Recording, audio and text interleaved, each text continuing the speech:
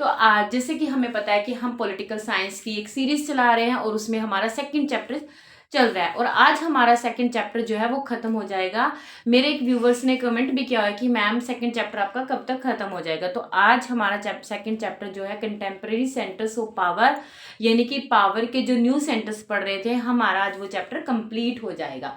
Okay, तो hello everyone, I am Shilpa Bansal and welcome back in my YouTube channel. तो आज हम एक कंटेम्प्रेरी सेंटर्स कौन सा करेंगे, चाइना। चाइना का हमारा हो चुका है। चाइना के और इंडिया के हमारे साथ क्या रिलेशन है, चाइना के साथ हमारे रिलेशन अच्छे हैं या बुरे हैं, तो वो सब हम इस चैप्टर में कंप्लीट करेंगे और आज हमारा चैप्टर कंप्लीट हो जाएगा। तो चाइना की अगर हम बात करें तो इंडिया और चाइना के जो रिलेशन है हमारे, वो मतलब ठीक ठाक चल रहे हैं जब हमें इंडिपेंडेंट मिली थी। चाइना की अगर हम लॉन्ग हिस्ट्री की बात करें, चाइना की हिस्ट्री भी बहुत लॉन्ग है, क्योंकि चाइना के ऊपर भी जो एम्पायर थे, ठीक है, जैसे मंगोलिया, कोरिया जो एम्पायर थे, तो मतलब उन्होंने राज किया था चाइना के ऊपर।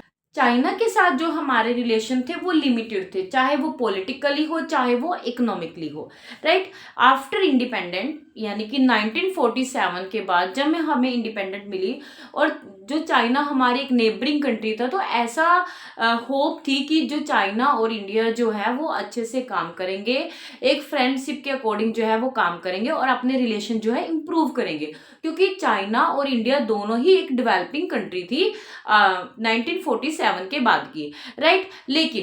लेकिन इससे पहले हमने एक स्लोगन भी दिया था, हिंदी चीनी भाई भाई, राइट। लेकिन क्या हुआ, इंडिया जब चाइना ने 1962 में इंडिया के ऊपर वॉर किया, तो जो हमारी चाइना के साथ जो भी होप थी वो सारी की सारी खत्म होगी। क्यों? क्योंकि एक तो चाइना ने तिब्बत को ओवरटेक कर लिया था, राइट, 1950 में, और तिब्बत का जो लीडर था दलाई लामा, वो हमारे में धर्मशाला के अंदर आ गया था एक रिफ्यूजीज बनकर, राइट। और हमने वहाँ के तिब्बत के बहुत सारे लोगों को यहाँ पे सेटलमेंट दी थी।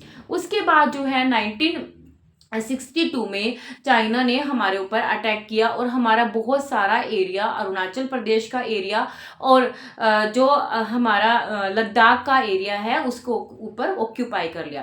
तो 1962 का जो वॉर हुआ उसमें जो हमारी आर्मी थी वो हार गई थी और बहुत बुरी तरीके से वो जो है हार गई थी। तो मतलब इसमें बहुत ज़्यादा नुकसान हुआ था।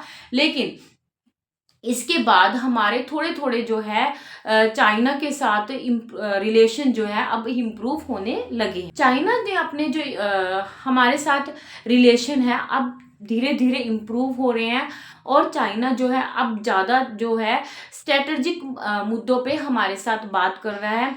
हमारे यहाँ पे जो राजीव गांधी थे वो भी चाइना में हमारे रिलेशन को इम्प्रूव करने गए थे, क्योंकि आफ्टर द कोल्ड वॉर यानी कि 1991 के बाद इंडिया और जो चाइना है वो दोनों ही डेवलपिंग कंट्री है, तो दोनों ही नेबरिंग कंट्री है। अब चाइना ने इंडिया के साथ ट्रेड करने के लिए भी अब जो ओपन डोर पॉलिसी अपनाई है, ठीक है, तो उसमें 30% जो ट्रेड के लिए इंडिया और चाइना के बीच में आपस में ट्रेड होता है। आप देखोगे ना, बहुत सारी चीज़ें हम चाइनीज जो है वो यूज़ करते हैं।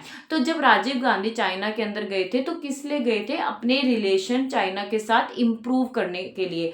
वो रिलेशन जो थे हमारे, वो कौन कौन से रिलेशन थे? वो रिलेशन थे हमारे पॉलिटिकली रिलेशन जो थे, इकोनॉमिकली जो रिलेशन थे और कल्चरल जो रिलेशन थे, वो चाइना के साथ हमारे अच्छे रहे, इसलिए राजीव गांधी जो है वो चाइना के अंदर गए थे। इंडिया और चाइना ने दोनों ने ही सेम पॉलिसी अपनाई है, वर्ल्ड ट्रेड ऑर्गेनाइजेशन। इसके साथ साथ अब ये भी देखने को मिला है कि हमारे रिलेशन चाइना के साथ अच्छे हैं, नो डाउट, बट चाइना ने पाकिस्तान की हेल्प करता है न्यूक्लियर वेपन्स के लिए, और म्यांमार और जो बांग्लादेश की भी चाइना हेल्प करता है। लेकिन इसका मतलब ये नहीं कि हमारे उसके साथ रिलेशन खराब हो जाएंगे। अब इंडिया और चाइना जो है आपस में बहुत ज़्यादा ट्रेड करते हैं, तो इंडिया के और चाइना के अगर हम रिलेशन की बात करते हैं तो वो हमारे आज के टाइम में बहुत ज़्यादा इम्प्रूव है। इसके बाद आपकी जो बुक है, एनसीईआरटी जो बुक है, उसमें आपको आपको एक साइड में 2 छोटे छोटे टॉपिक दिए हुए हैं और वो टॉपिक्स जो है वो आपके एग्जाम में इम्पोर्टेंट है, एग्जाम के पर्पज से बहुत इंपॉर्टेंट है, जापान का और साउथ कोरिया का। ठीक है, अगर हम बात करते हैं जापान की, तो जापान हमें पता है कि जापान के ऊपर जो है बम गिराए गए थे, लेकिन इसके बावजूद भी आज के टाइम में आप बहुत सारी चीज़ें जो है जो जापानीज ब्रांड की यूज़ करते हो, जैसे कि सोनी हो गया, पैनासोनिक हो गया, ये सारे के सारे जो ब्रांड है वो जापानीज ब्रांड है। जापान की जो इकोनॉमी है वो बहुत ही वेल डेवलप्ड है। ठीक है, अगर आप बात करें कि जापान के पास ना अपने खुद के रिसोर्सेज नहीं है, मतलब वो सब कुछ क्या करता है, इंपोर्ट करता है, इंपोर्ट करवाता है। इसके बावजूद भी जापान की जो इकोनॉमी है वो बहुत ज़्यादा अच्छी रही है। जापान के जो 2 सेंटर्स थे, हिरोशिमा और नागासाकी, उसके ऊपर यूएसए ने न्यूक्लियर बम गिराए थे, तो जो वहाँ पे बहुत ज़्यादा डिस्ट्रक्शन हो गया था, राइट। इसके बावजूद भी जापान की जो इकोनॉमी है वो बहुत अच्छी है। जापान जो अपनी इकोनॉमी में अगर बात करें तो 7th नंबर पे है पूरे के पूरे वर्ल्ड में। इसके बाद आपका छोटा सा टॉपिक आता है साउथ कोरिया का, वो इतना हमारा इंपॉर्टेंट नहीं है, साउथ कोरिया के बारे में बताया हुआ है। ठीक है, तो ये आज चैप्टर जो है हमारा कंप्लीट हो जाता है। इस चैप्टर में हमने कौन कौन सी सुपर जो पावर पढ़ी है, जो अल्टरनेटिव सेंटर्स ऑफ पावर पढ़े या कंटेम्प्रेरी सेंटर्स ऑफ पावर पढ़े हैं, वो कौन कौन से मेन पावर पढ़े हैं हमने, राइट। तो फर्स्ट हमने पढ़ा था यूरोपियन यूनियन, सेकंड पढ़ा हमने एशियन और थर्ड पढ़ा हमने चाइना, और उसके बाद एक छोटा सा टॉपिक जो हमने कवर किया वो था जापान। तो ये जो है अल्टरनेटिव सेंटर्स या हम बात करें कंटेम्प्रेरी सेंटर्स ऑफ पावर है आज के टाइम पीरियड के।